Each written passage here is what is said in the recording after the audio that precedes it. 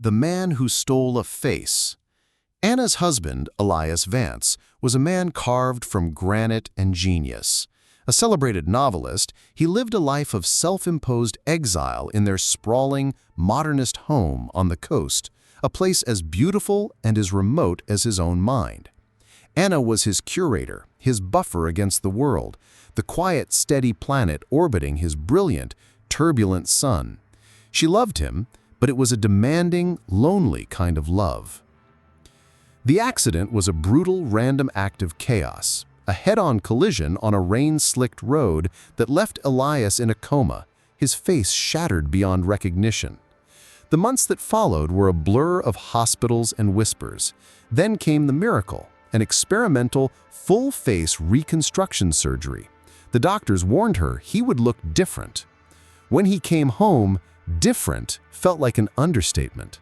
The man who walked back into their life was a stranger. His new face was handsome, yes, but it lacked the sharp hawk-like intensity of the old Elias. This face was softer, the eyes a shade warmer, but it was more than the face. The old Elias was a creature of rigid, obsessive habits. He drank his coffee black from one specific mug. He was impatient, prone to fits of dark frustration when his writing wasn't going well. This new man drank tea. He was patient, his calmness a soothing balm in the silent, cavernous house. He would listen to her talk about her day, a thing the old Elias had rarely done. And the most terrifying change of all, he couldn't write. He would sit in his stark, minimalist study for hours, staring at a blank page, but the torrential flow of words that had defined him was gone. A dam had been built somewhere inside him. It's the trauma, the doctor said. Amnesia, aphasia. It will come back in time. Anna clung to that hope. She fell into the role of caregiver, of memory keeper. She would tell him stories of their life together, showing him photographs, playing him their favorite music. He was a perfect student, absorbing the data of their shared past with a quiet, gentle gratitude. In a strange, unexpected way, she found herself happier than she had been in years. This new Elias was kind. He was present. He noticed her. He would bring her a flower from the garden, a gesture of casual affection the old Elias would have deemed a sentimental distraction. She was falling in love with this softer, gentler version of her husband. But the wrongness of it all was a constant low-level hum beneath the surface of their new life. It was the small things. He didn't remember their private, silly jokes. He couldn't recall the specific, obscure book on architecture that he had once gifted her. He had the facts she fed him, but not the feelings that went with them. The suspicion that she was living with an imposter was a thought so monstrous she could barely allow it to form. She was a grieving woman, clinging to a miracle. To question it felt like a betrayal of her own desperate hope. One rainy afternoon, she was cleaning out a storage closet, a task she had been putting off for years. At the very back, she found an old, locked briefcase belonging to Elias. She knew the combination, the publication date of his first novel. Inside were files, old contracts, and a slim, leather-bound journal. It wasn't his. The handwriting was different, less confident, more rounded. It was a writer's journal, filled with angst, observations, and fragments of a story she had never read. She flipped to the last entry. It was dated the day before the accident. Meeting him tomorrow, Elias Vance, my hero, my last hope. Maybe he'll see something in my manuscript. Maybe he'll finally see me. Anna's blood ran cold. She stared at the words, the room seeming to tilt around her. She knew, with a sudden, gut-wrenching certainty, that the man sleeping in her husband's bed, the man with her husband's name, was not the author of this journal. He was its subject. The man she was falling in love with wasn't a changed version of her husband. He was someone else entirely. The journal became Anna's secret, a toxic truth she kept hidden in the same closet where she'd found it. Her life, which had already felt surreal, now became a performance. She was an actress in a one-woman play, pretending to be the loving, supportive wife to a man who was a complete stranger. She began her own quiet, desperate investigation. The man in the journal had mentioned a publisher, a small independent press. A few discreet phone calls, made from a payphone in the nearby town, gave her a name: Julian Hayes, a struggling, brilliant writer who had idolized Elias Vance. According to the publisher, Julian had been trying to get a meeting with Elias for years, and then a few months ago, he had simply disappeared. Every day was a tightrope walk over a chasm of lies. She would watch the man she now knew as Julian, searching for clues. His quiet kindness, his patience, his gentle humor. Were these his own traits, or was he a gifted mimic, playing the part of a better husband than Elias had ever been? Her feelings were a tangled, impossible knot. A part of her was terrified, living with a man who had stolen her husband's life. But another, more honest part of her was terrified of losing him. This kind, attentive man was a comfort, a companion in a way the brilliant, self-absorbed Elias had never been. She was greeting a man she had loved, while simultaneously falling for his replacement. The most unnerving part was his relationship with Elias's work. He couldn't write, but he could read. He would spend his days in the study, surrounded by Elias's books, not as their author, but as their most devoted student. He would talk to Anna about the themes, the character arcs, with a fresh, insightful perspective that the real Elias, too close to his own work, had never possessed. He was a better critic of Elias Vance than Elias Vance had ever been. One evening, he came out of the study, his face pale, holding a copy of Elias's most celebrated and darkest novel. "I was reading this again," he said, his voice quiet. "The protagonist, he's a monster. Brilliant, but a monster. So cruel to his wife." He looked at Anna, and his eyes were filled with a profound, aching sadness. Was he? Was Elias like that? Was I like that? He was asking her to tell him who he was. He was a blank slate, and she was the one holding the chalk. She could have told him the truth then. She could have said, "No, you were never like that because you are not him." But she couldn't. The lie had taken root. "Elias was complicated," she said, the words a careful, painful dance around the truth. "He had his demons, but he was also brilliant. And he loved you, in his own way." The pronoun slip was accidental. He loved you, not you loved me. But Julian didn't seem to notice. He just nodded, accepting the reality she was feeding him. The first clue to the truth of the accident came from an old, discarded box of Elias's mail. Tucked at the bottom was a letter from a private investigator dated a week before the crash. The letter detailed the PI's findings. Elias had been searching for a lost relative, a half-brother, the product of his father's brief secret affair, who had been given up for adoption decades ago. A half-brother who was a writer, a man named Julian Hayes. A struggling, brilliant writer who had idolized Elias Vance. According to the publisher, Julian had been trying to get a meeting with Elias for years, and then, a few months ago, he had simply disappeared. Her mind reeled with the implications. Had the hospital made a catastrophic mistake, or was it something more deliberate, more sinister? Driven by a new, cold fear, she started digging into the surgeon who had performed the experimental operation, a man named Dr. Alistair Finch. She found that his research had been on the verge of losing its funding. He needed a high-profile success story. A famous, reclusive author, miraculously restored after a horrific accident, would have been the perfect miracle. But what if the patient hadn't been the famous author?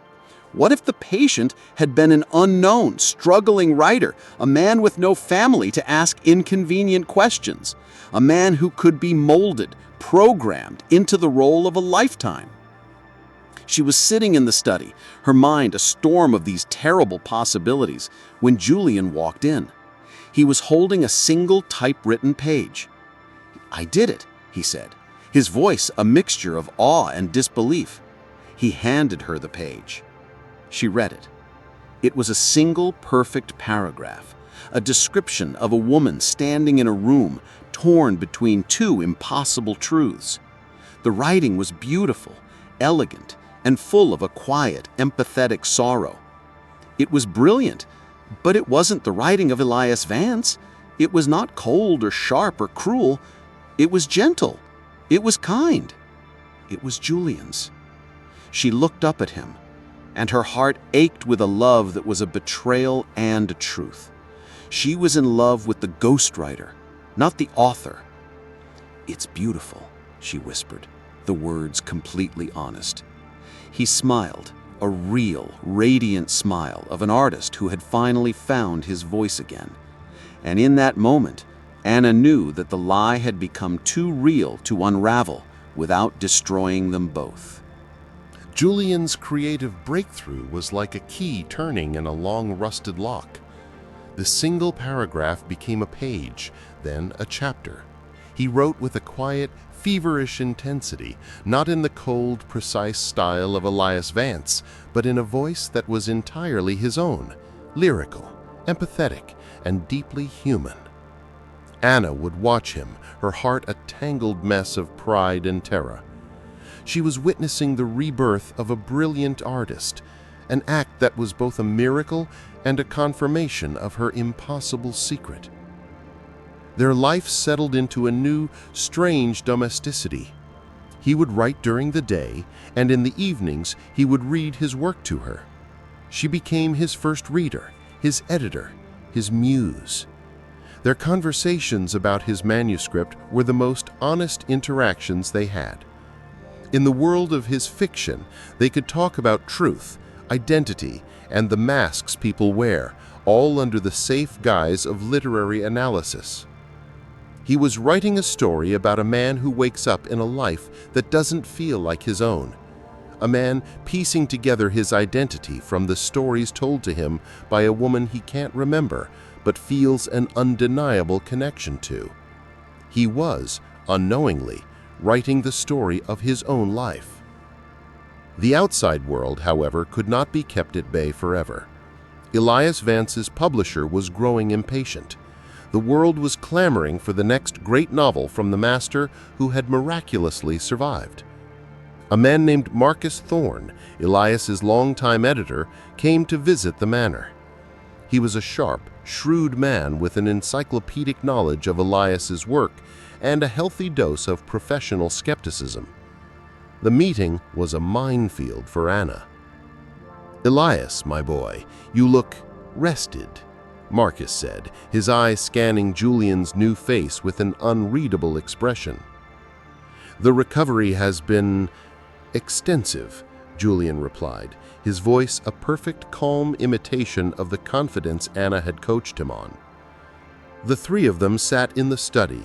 Marcus wanted to discuss the new manuscript. Julian, with Anna's encouragement, read the first chapter aloud. Anna watched Marcus's face as he listened. She saw his initial polite interest shift to confusion and then to a deep, profound suspicion. When Julian finished, the editor was silent for a long, tense moment. "The prose is beautiful, Elias," Marcus said, his words carefully chosen. "Elegant, but it's not you." Anna's blood ran cold. "An artist evolves, Marcus," Julian said, a flicker of the old Elias's defensiveness in his tone. "The accident changed me." "It seems it did," Marcus said, his gaze hard. "The old Elias wrote with a scalpel. This is written with a teardrop. It's the work of a different soul entirely." He stood up, his visit cut short. "Send me the full manuscript when it's finished. We'll talk then." He left, but his suspicion lingered in the air like poison. The lie was starting to fray at the edges. That night, Julian was quiet, withdrawn. The editor's words had clearly shaken him, striking a chord of doubt that resonated with his own fragmented memories. "He's right, isn't he?" Julian asked Anna as they stood on the terrace, looking out at the dark, restless sea. "I'm not him, not the man who wrote those books." He ran a hand over his new, unfamiliar face. "Sometimes, when I look in the mirror, I don't recognize myself.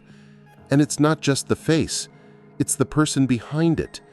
The memories you've given me, they feel like a beautiful story I've read, not a life I've lived." He turned to her, his eyes full of a desperate, pleading confusion. "Who am I, Anna?" Her heart broke. The man she loved was a ghost, haunted by a life that was not his, and she was his only anchor to a reality she had fabricated. The weight of the deception was becoming unbearable. "You are the man who wrote that chapter today," she said, her voice a fierce, protective whisper. "You are the man who brought a flower in from the garden. You are the man I—" She stopped herself. She couldn't say it. To say "I love you" would be to cement the lie forever. But he heard the words she didn't say. He stepped closer, his hand cutting up to gently cup her cheek. "Whoever I was," he said softly, "I'm glad I'm this man now, with you." He leaned in and kissed her. It was a kiss full of all the complexity of their situation, gratitude, desperation, and a deep, undeniable, and utterly impossible love. As she kissed him back, a terrifying thought surfaced in her mind. Maybe it didn't matter who he was. Maybe the beautiful lie they were living was better than the cold, lonely truth she had lived before. Maybe she could just let the world and the past and Elias Vance disappear and stay here in this impossible moment with this gentle, stolen man. For a few blissful weeks, Anna allowed herself to live in the beautiful, fragile lie. She and Julian existed in a quiet, creative bubble at the manor. He wrote, she read, and the love between them deepened into a comfortable domestic rhythm. She pushed away the nagging questions of identity and morality, choosing the warmth of her present happiness over the cold, complicated truth of the past. The outside world intruded in the form of a registered letter.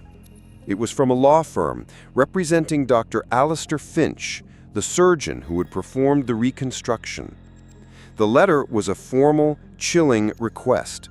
Dr. Finch was publishing a memoir about his groundbreaking surgical techniques, and he required a final, in-person interview with his most famous patient, Mr. Elias Vance, to be the triumphant final chapter of his book. The letter was a death sentence for their quiet life. Dr. Finch was the one man who knew the truth of what had happened in that operating room. He was the architect of the lie. His arrival would not be a simple interview, it would be a reckoning. "We can't," Anna said, her voice tight with panic, as she showed the letter to Julian. "You're not well enough. I'll have our lawyers refuse." But Julian, who had grown more confident with every page he wrote, saw it differently. "No," he said, his voice surprisingly firm. "I need to do this. I need to face him." He looked at her, his expression a mixture of fear and resolve. "I need to understand what he did to me. Maybe he has the answers, Anna, the ones I can't find in my own head." She couldn't argue with him. To deny him this was to admit that there was something to hide. The meeting was set. Dr. Finch arrived at the manor a week later. He was a man who radiated a cold, reptilian charisma, his smile as polished and as artificial as Julian's new face. He greeted Julian like a proud artist admiring his own creation. The interview took place in the library, with Anna present as a silent, tense observer. At first, it was a simple retelling of the public story, the tragic accident, the miraculous surgery. But then Finch began to probe, his questions like a surgeon's scalpel, designed to test the limits of Julian's new identity. "Tell me, Elias," Finch said, his eyes glinting, "what is the first memory you have after the surgery?" Julian hesitated. Anna held her breath. "Rain," Julian said finally. "I remember the sound of rain on a window, and Anna's voice. She was reading to me." Finch smiled, a predator's smile. "Interesting, because for the first 3 weeks you were in a medically induced coma. You couldn't have heard anything." A flicker of confusion and panic crossed Julian's face. I must be misremembering." "Of course," Finch said smoothly, but the seed of doubt was planted. Finch then turned his attention to Anna. "And you, Mrs. Vance, it must have been a tremendous shock to see his new face, but you've adapted wonderfully. You've been the perfect programmer for his new life, haven't you?" The word hung in the air. Programmer. It was a deliberate, cruel choice of words. He was letting her know that he knew everything, that he was in control. The interview was a torturous 2-hour ordeal. When Finch finally left, a palpable sense of dread remained in the room. That night, Julian couldn't sleep. He paced the long, dark corridors of the manor, a ghost in his own home. Anna found him in the study, standing before a portrait of the real Elias Vance, a painting that had hung there for years. "That's not me, is it?" Julian said, his voice a hollow whisper. He wasn't looking at the portrait. He was looking at his own reflection in the dark glass covering it. "Julian," she started, her heart breaking. "He knew," Julian said, turning to her, his eyes wild with a terror she had never seen before. "Finch, he wasn't asking me questions. He was testing me, like a machine." He grabbed her arms, his grip desperate. "The journal I found in the closet, the writer, Julian Hayes. That's who I am, isn't it? Tell me the truth, Anna. For God's sakes, just tell me the truth." The moment she had been dreading for a year had finally arrived. The lie had run its course. She looked into the eyes of the man she loved, a man whose entire existence was a question mark, and she knew she couldn't protect him anymore. All she could give him was the one thing he had been denied, his own story. "Yes," she whispered, the tears she had held back for so long finally falling. "Your name is Julian Hayes, and you are a brilliant writer." He stared at her, the terrible truth finally landing. His hands dropped from her arms. He didn't look angry. He just looked lost. The man who had stolen a face had just had his own stolen from him all over again. And Anna, who had been the architect of his beautiful, false world, now had to watch it as it all came crashing down. The confession did not bring closure. It brought a quiet, devastating cataclysm. The man who had been Elias Vance ceased to exist.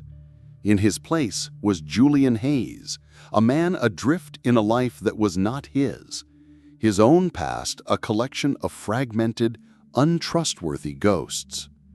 He and Anna moved through the manor like strangers, the easy intimacy they had built now replaced by a chasm of grief and confusion. He would spend hours alone, reading his own journal, trying to piece together the man he had been. She would watch him from a distance, her heart aching with a love that now felt like a cage for them both. The manuscript, his beautiful, honest novel, lay untouched on the desk in the study. The creative voice he had just found had been silenced by the shock of the truth. The final act of the drama was initiated once again by the outside world. A letter arrived from Elias Vance's publisher. The editor, Marcus Thorne, having heard nothing since his unsettling visit, was now issuing an ultimatum: deliver the finished manuscript within 30 days or the contract and the Vance legacy would be officially terminated. It was a legal and financial guillotine hanging over their heads. That night, Anna found Julian in the study, staring at the blank page on the typewriter. "They want a book," he said, his voice hollow. "They want a book by Elias Vance, but he's dead, and I am not him. I can't write his book." "You don't have to," Anna said softly, coming to stand behind him, her hands resting on his shoulders. "You can write your own." "My own?" He laughed, a bitter, broken sound. "Who is that, Anna? Julian Hayes? I have a handful of memories and a journal. The rest of me is him, his life, his home." He looked up at her, his eyes filled with a profound despair. "I am a ghost in another man's story. I have no story of my own to tell." "That's not true," she insisted, her voice fierce with a love that refused to let him go. "Your story is the one you've been writing, the story of a man trying to find himself. It's the most honest story this house has ever seen." They talked late into the night, for the first time, as Anna and Julian. She told him everything she knew about his past, about the PI's report, about his connection to Elias. She gave him back the pieces of his life that she had kept hidden. In the early hours of the morning, a fragile, new resolve had formed between them. A month later, a manuscript was delivered to Marcus Thorne's office in London. It was not the book anyone was expecting. The novel began with the words, "My name is Julian Hayes, and for the last year I have been living the life of a dead man." What followed was not a traditional novel. It was a raw, brilliant, and unclassifiable work of autofiction. It was the story of a man piecing together his own identity while living inside another's. It was a story of grief, of love, of the lies we tell ourselves and each other. It was a confession, an investigation, and a love letter all at once. It was, without a doubt, a masterpiece, and it was signed not by Elias Vance, but by Julian Hayes. The book's publication caused a scandal, then a sensation. The world was captivated by the impossible, tragic story. The literary community hailed the arrival of a powerful, fearless new voice. Back at the manor, now besieged by reporters held at bay by the main gate, Julian and Anna stood on the terrace, looking out at the sea. The future was a vast, uncertain ocean. There would be lawsuits, questions, 1,000 complications. "Are you scared?" he asked her. He turned to her and took her hand. For the first time since he had learned the truth, the confusion in his eyes was gone, replaced by a quiet, steady certainty. "No," he said. "For the first time in my life, I know exactly who I am. I'm the man who loves you." She leaned her head on his shoulder, her own future just as uncertain, but for the first time, full of a hope that was real. The man she had first loved was a brilliant, cold author, a man who had lived in a world of his own making. The man she loved now was a different kind of author entirely, one who had taken the shattered pieces of two lives and had found the courage to write a new, true story for them both. The man who had stolen a face had finally found his own, and in doing so, he had given her back hers.